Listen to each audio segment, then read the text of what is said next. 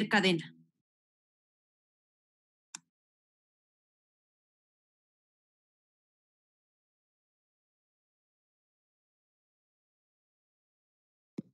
Señora presidenta, buenas tardes. No sé si me escucha.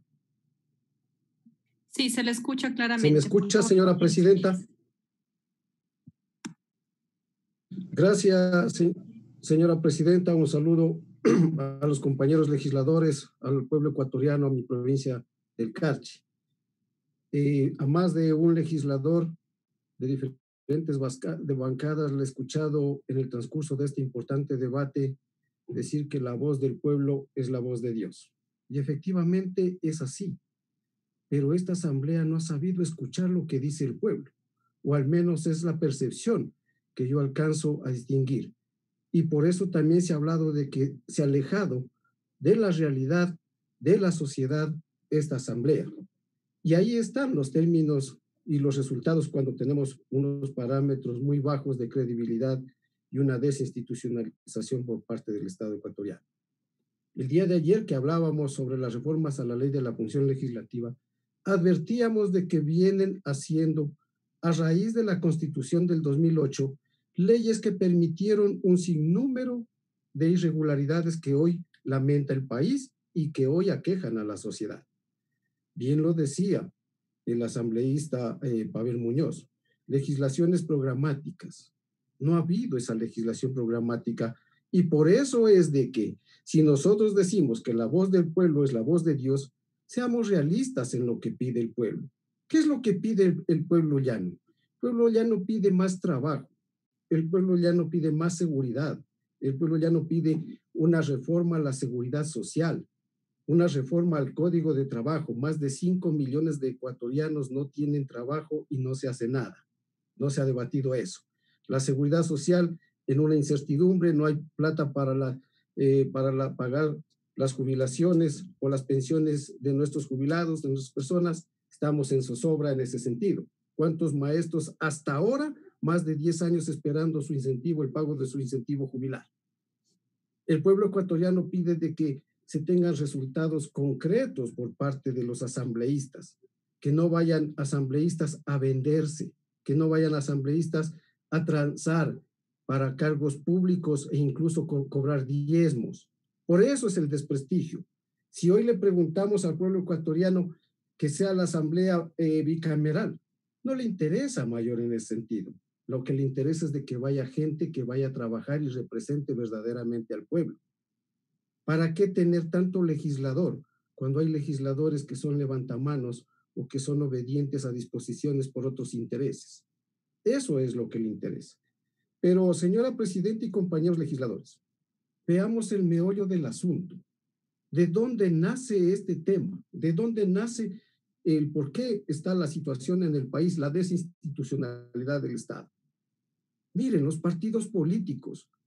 El señor Correa, cuando accedía en el año 2006-2007 a la presidencia de la República, llegó porque atacando a la partidocracia que había sido una vergüenza en el país, caciquismos o partidos políticos que no dieron el resultado, una orientación política a la sociedad. Hoy por hoy se quiere con las últimas reformas al Código de la Democracia, entre comillas, también fortalecer el sistema de partidos políticos. Y lo digo entre comillas porque sí es responsable esta asamblea de esas reformas. Y a lo mejor no se aprovechó ese momento histórico para establecer una verdadera democracia y fortalecer el sistema democrático. Un partido político que debe de ser la cuna del saber. Un partido político que debe de ser la escuela de la formación de líderes políticos con una visión transparente y de conocimiento de servicio. El arte, la política, el arte de servir al pueblo. Los congresos de la República, las asambleas de la República, casi a nivel mundial han sido de bajo perfil o con bajos parámetros de calificación, porque es una confrontación de ideas, una confrontación de muchos criterios respetables, unos de izquierda, de derecha, de centro, de diversa manera. Pero yo decía, como decía en algún momento Platón, de la confrontación de ideas debe de salir la luz. Y por eso es que otrora la Asamblea Nacional o el Congreso Nacional sí tenía muchos estadistas que daban ciertas luces para el país y cierta esperanza en la sociedad.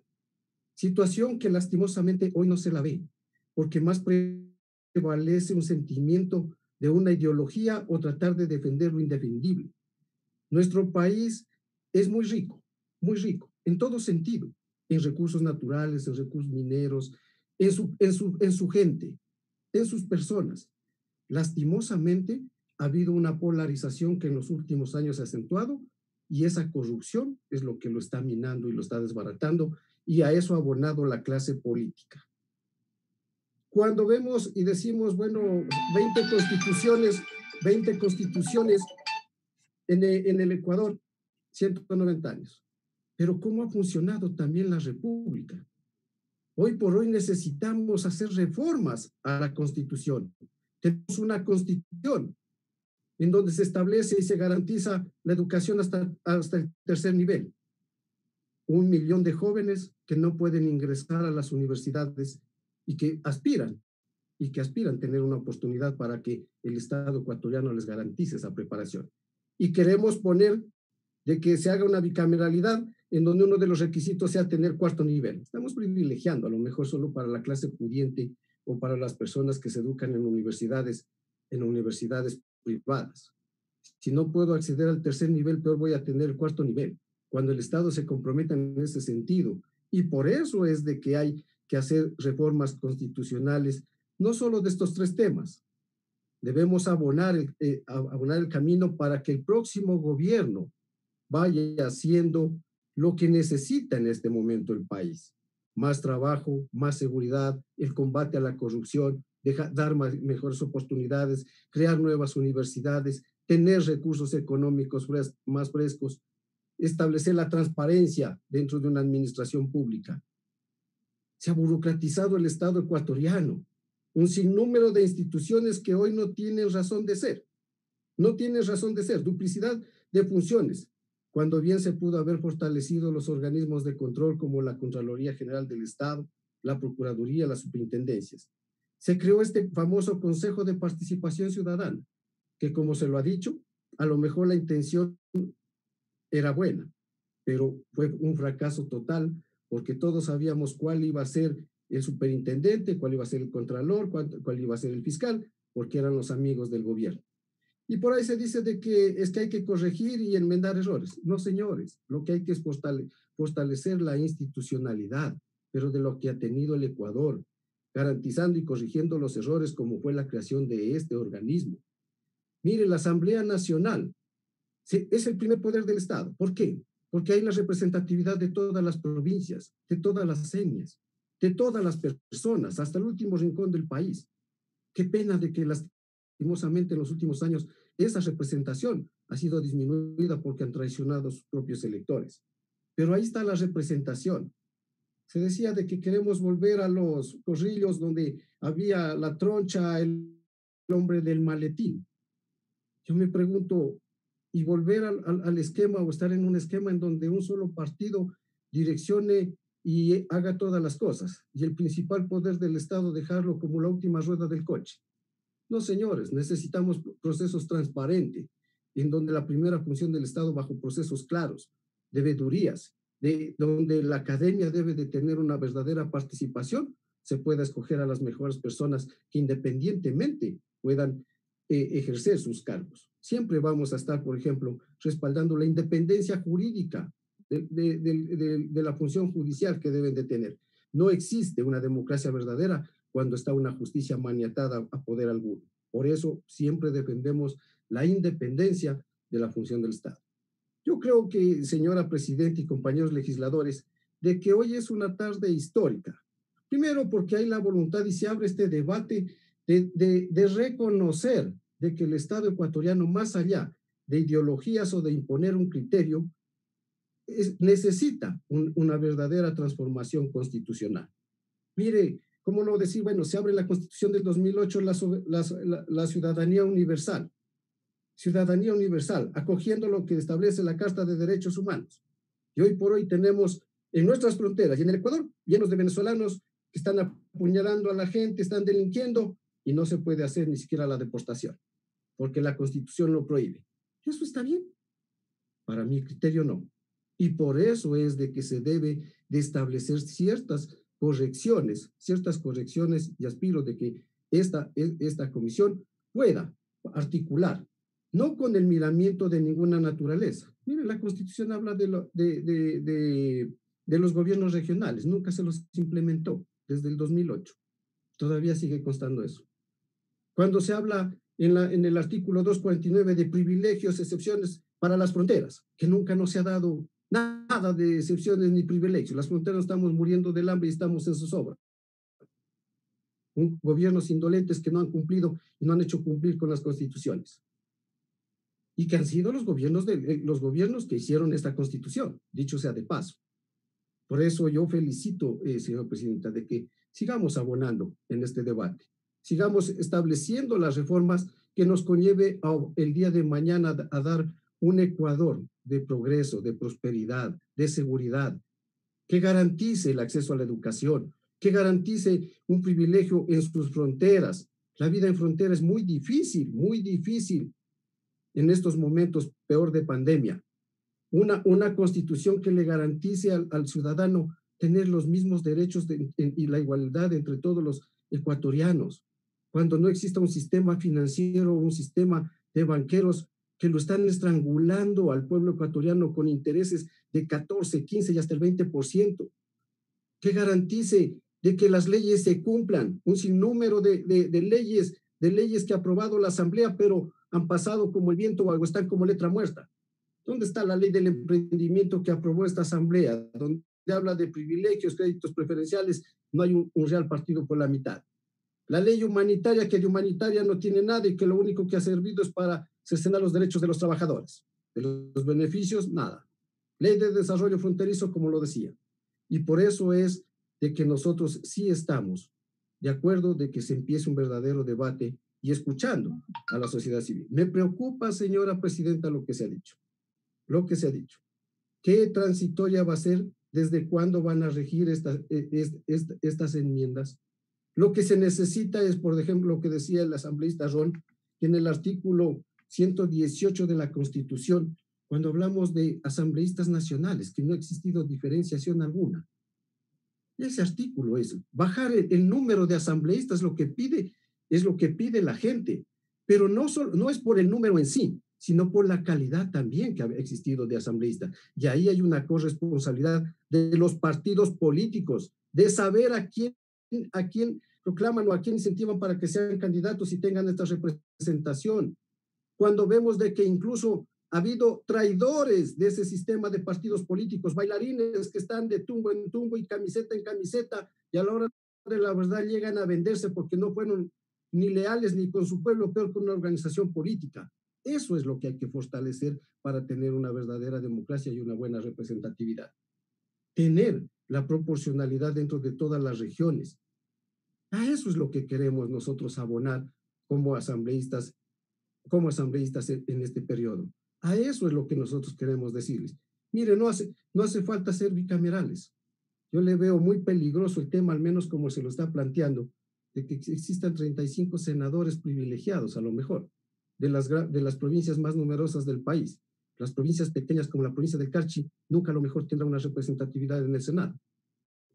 Eso no me parece. Y por eso yo creo que debe de ser contundente el esquema para dar una verdadera orientación al pueblo ecuatoriano.